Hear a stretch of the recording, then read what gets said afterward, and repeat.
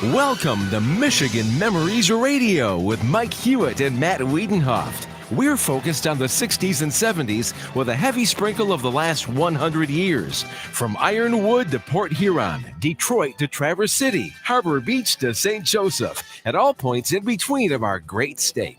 We are Michigan Memories Radio, a politics-free radio show. We want everyone to feel at home here. Let's revisit the very best of the good times together. Call us live or post and comment on our Facebook group page. Folks, I am Mike Hewitt. Co-host today is actually Alan Biles. Alan, how long have I known you? A long time. I think this October will be 50 years. Yeah, 50 years. And I remember my dad talking about some friend of his that he'd known 20 years. And I was a little kid thinking, how the heck do you know somebody for 20 years? So that's where we're at. Listen, let's jump into this list. We've got a big show list today, folks, and some of it's going to be fun. Some of it's just memories. Some of it, if we stray away because it's old feel good stuff for people that have known each other most of their lives, I apologize in advance. So, Alan, when you were young, a trip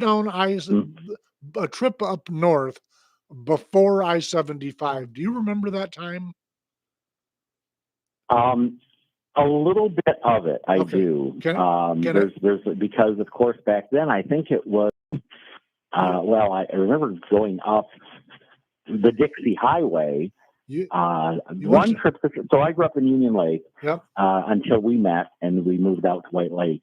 Yep. And in those years, I can remember being about 3.5. We had a 1962 red Mercury Comet, and we drove north to meet somebody at Wally. My dad had some business meeting, yep, and to sell Stuart McGuire shoes or something. Oh yeah. And we met this fella at Wally's Supper Club. I remember Wally's Supper Club up in Flint. And they had that the like electric star thing, that Yep. had all the lights on it and everything. Yeah, listen, I got to ask you though, do me a favor. You're moving something around.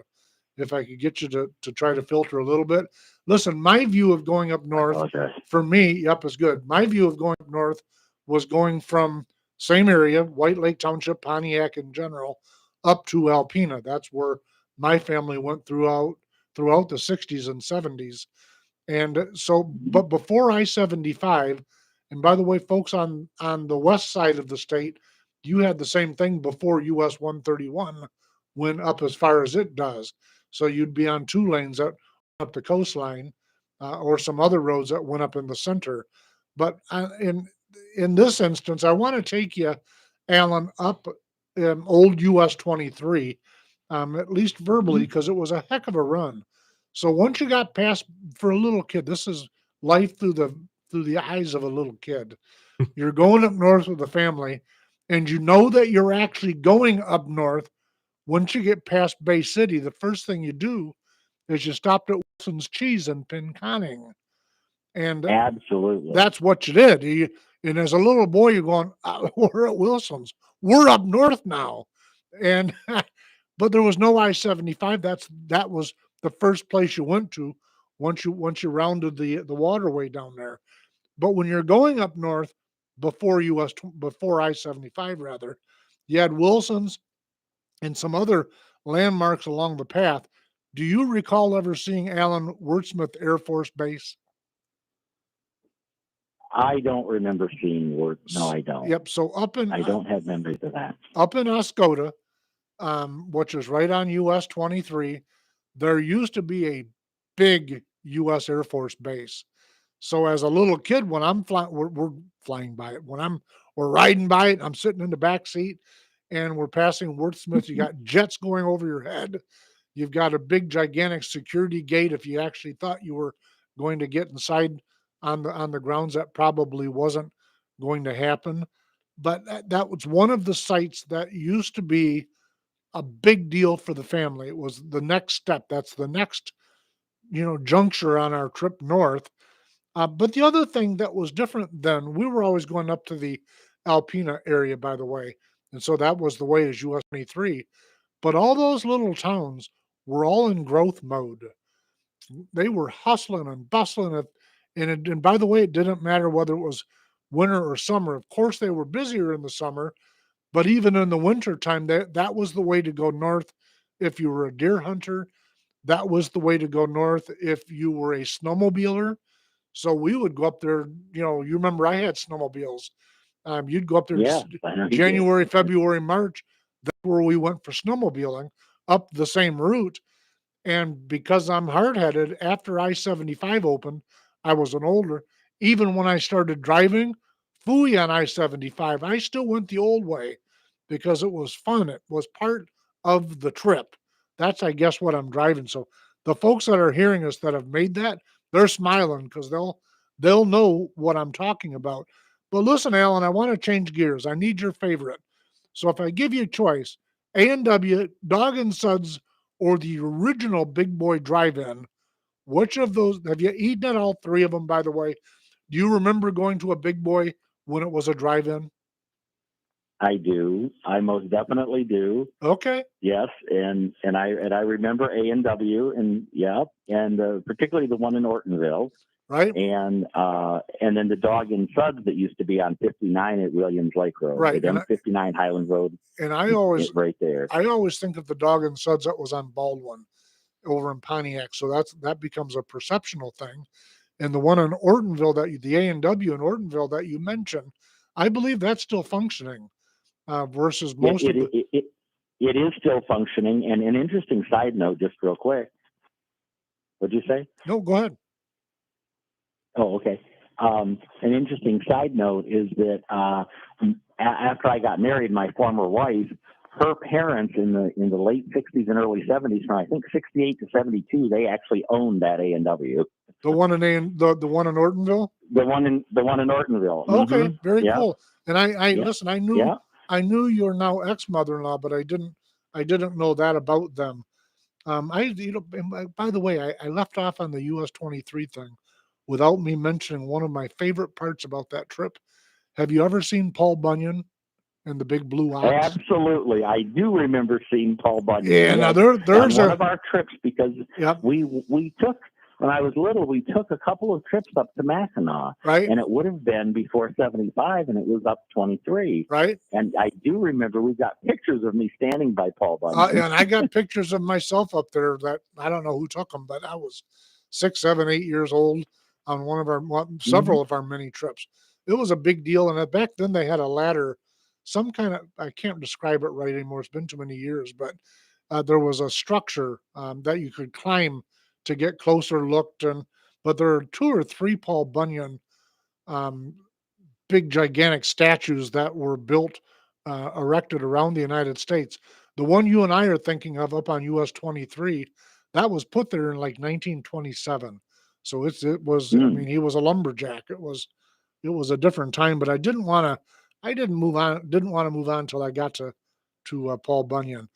All right, now listen. Another thing I want to make sure, because I've got you on today's show. I'm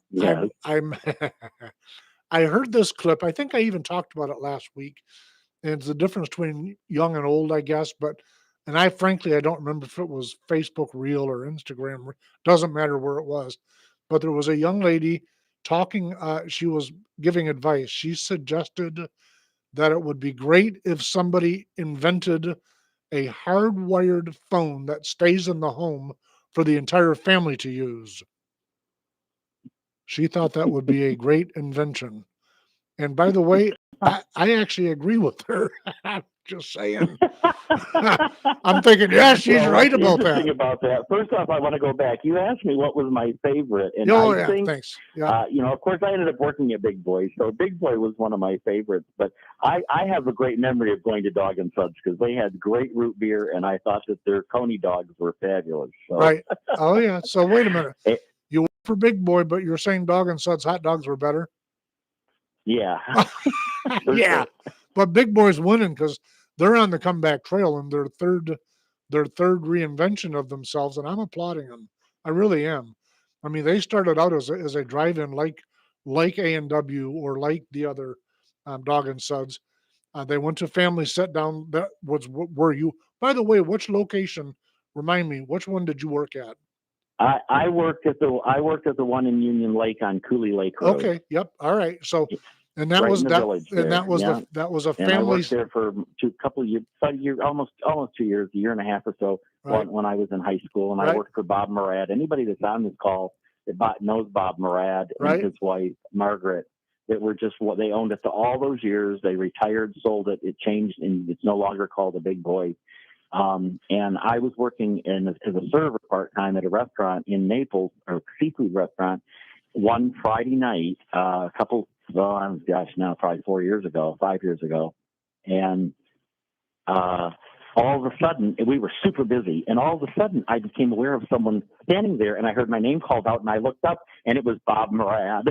Oh, very cool. And I got to visit with him and give him a big hug. And, always, whenever I went in, they were always loving to me. And they were that way with a lot of their staff. People, you go to work for Bob and you were loved. And the community in Union Lake loved Bob and loved the Big Boy. Very, very nice.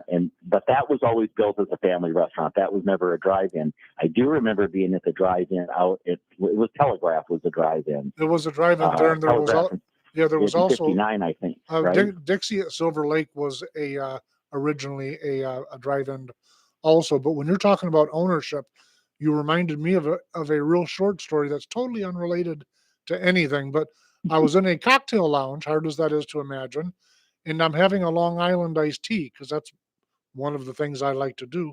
I'm not a big drinker, but when I do, that's one of the things I like. And so there was a fellow sitting at the table beside me.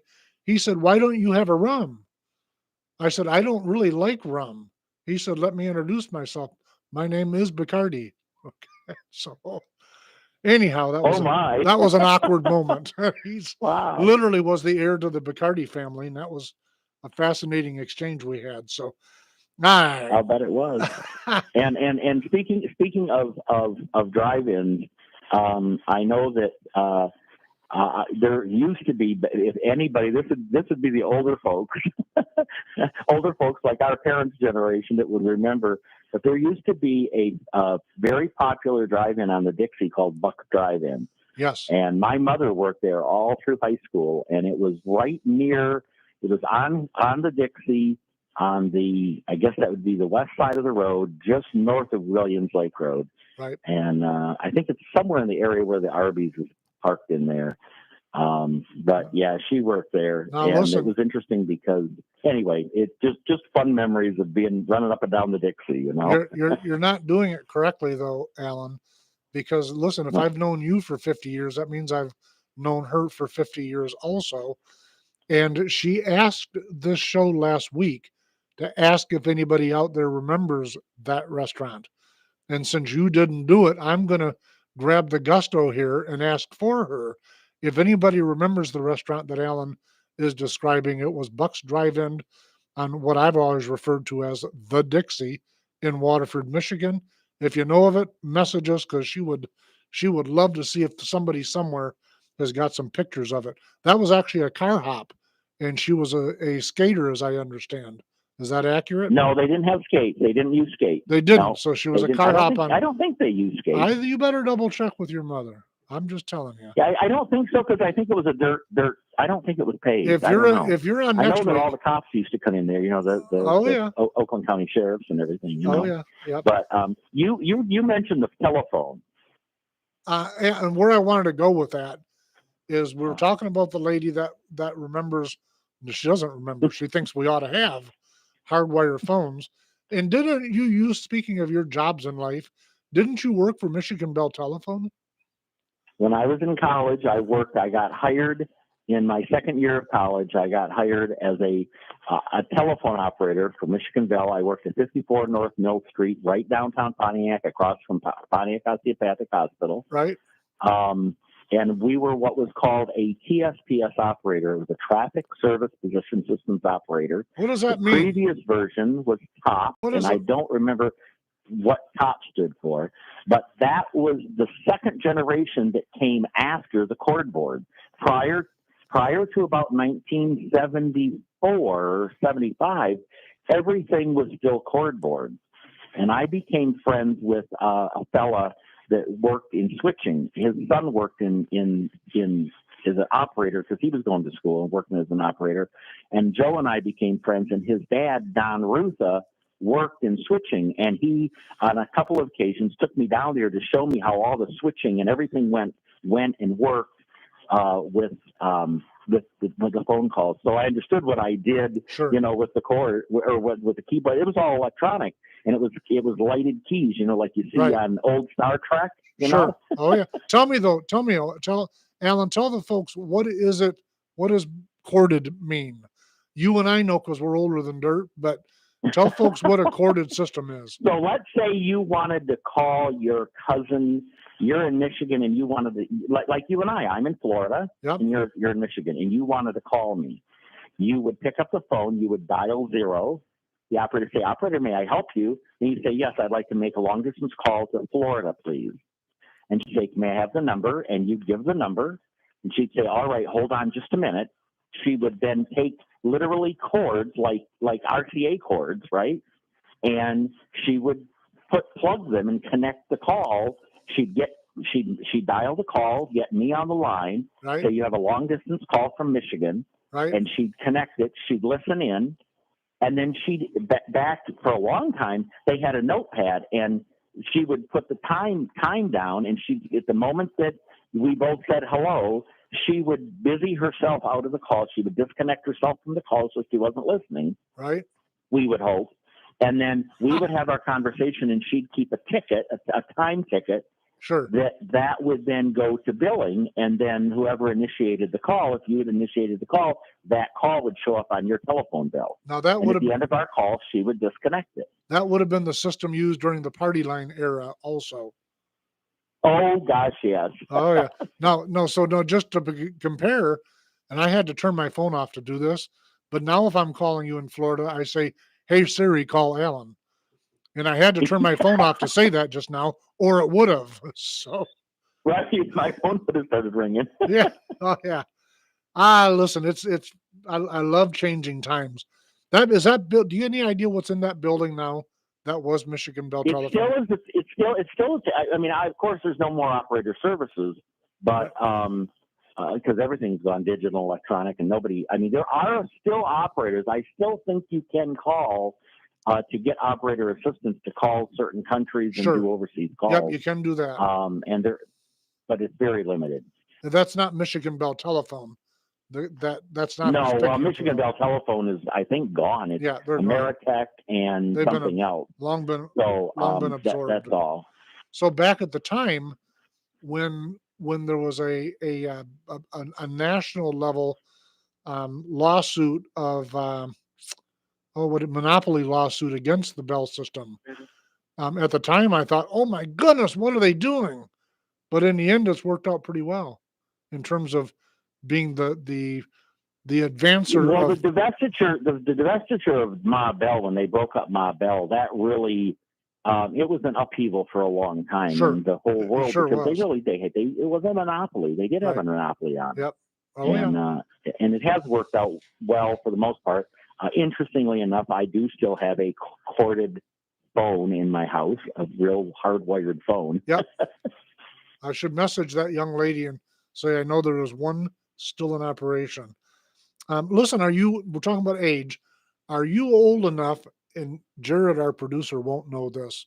I'd be stunned if he knows what I'm talking about. But there was a time in the retail automotive business when the new cars being revealed at the model year come out was a huge deal. So when they got cars in, they would literally take brown paper, mostly brown paper. Some stores got fancy, but most of it was paper, and they would wallpaper the showroom windows in.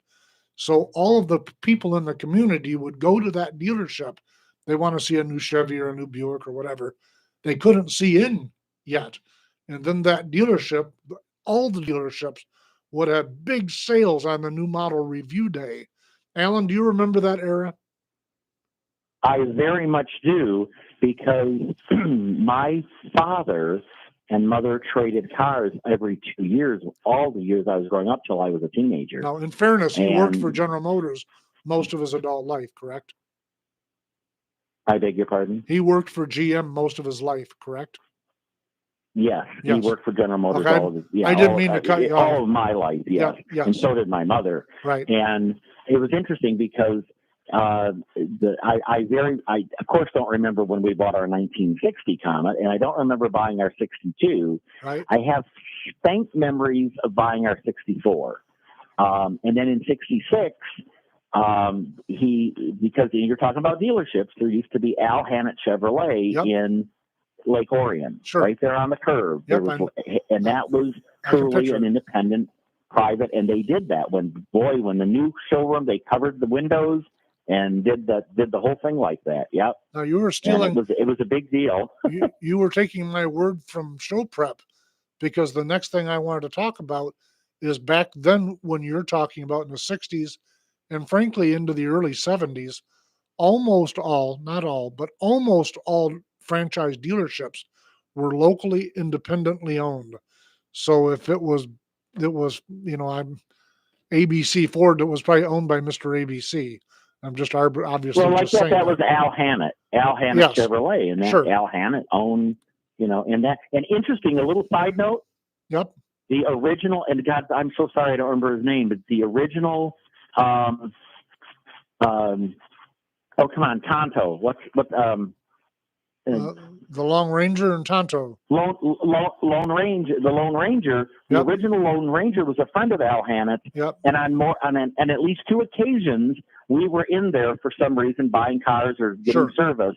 I was with my father, and I got to meet him and shake his hand and talk with him. Yep. Oh yeah. Yeah, and I did not get to, but my dad also knew the Lone Ranger.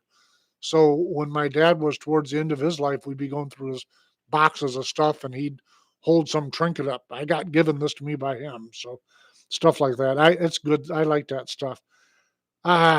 Communities used to have amusement parks. Jared, I don't know if you know this, but almost every single community that I can think of, at least in Michigan, there was one in Muskegon. There was one down in the Holland area.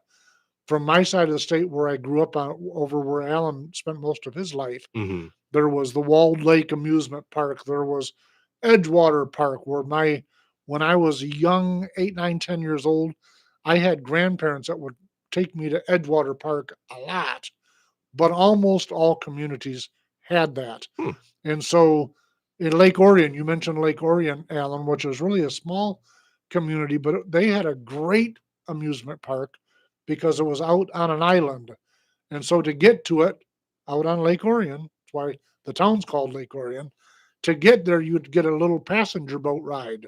So it looked like a shrunken down Mississippi boat, probably closer to the Boblo Island boat. But that was right in Lake Orion. Almost every community had one.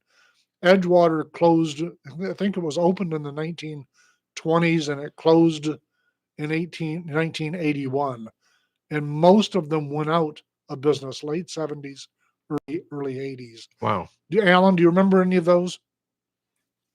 The only one that is real has any memory at all would be the lake or Walled Lake one. Walled Lake one. I knew about that, and I don't know why we never went to them, but yeah, I'm familiar with the Walled Lake amusement park. I knew that was there. Now, in the same era when they used to have a lot of amusement parks, by the way, you mentioned Walled Lake. Let me pause there for a minute. Walled Lake had the Walled Lake amusement park, but attached to that was a casino. And attached to that was a big dance hall, and big bands would go there. Not people you've never heard of. Big bands in that era, 40s, 50s, 60s, went there. And so we have very, very different laws governing casinos and all of that. But the other thing I wanted to touch on is dance halls. Most communities, even the smaller ones, had a theater and a dance hall, sometimes together, sometimes separate. But most communities had that. And one of the things I find curious, Alan, is when you look at our culture now, and I don't want to go political, I promise everybody I won't, but that's a change that I don't understand. Theater gone, dance halls are not like they used to be.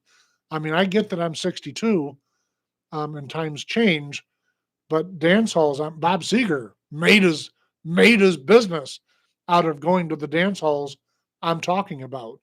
And theater was a big deal even when you and I were young. In fact, I remember going to some theatrical performances with you and your mother.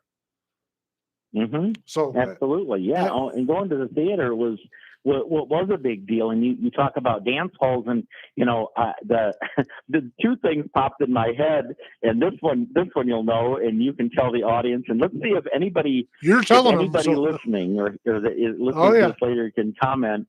The Russellville Ballroom. Yes, I remember. I remember the Russellville down the street from Hooterville. Yep. Okay, there was a restaurant near the. I'm sorry. Go ahead.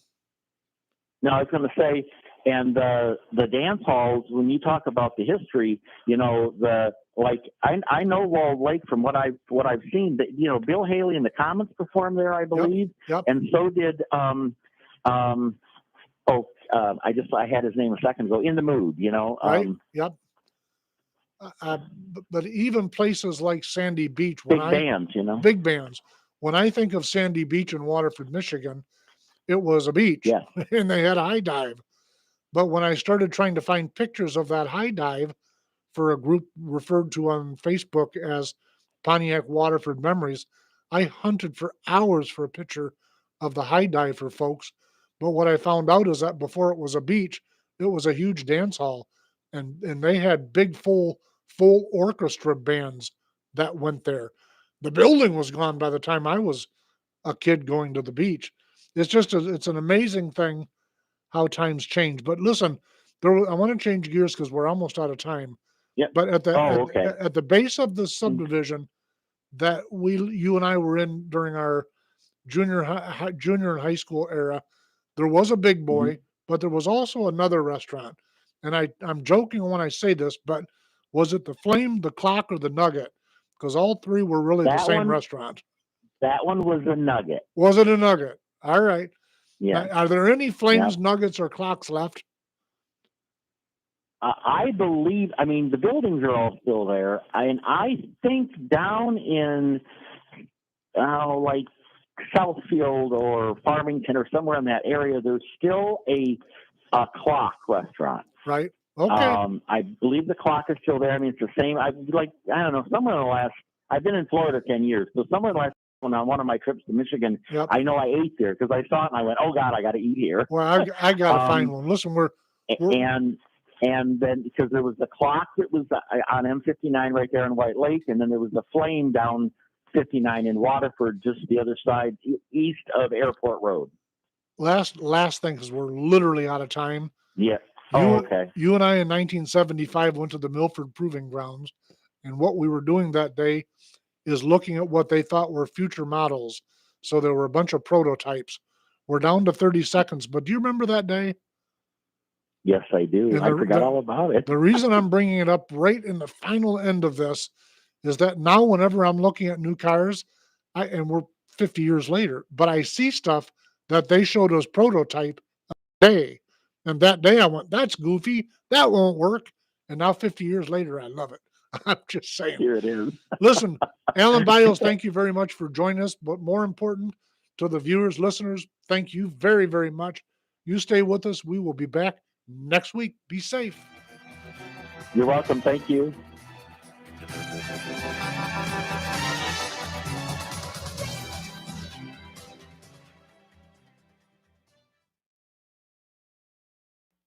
All set? Yep, all set. Okay. All right, we're all set, Alan. I got to get out of here.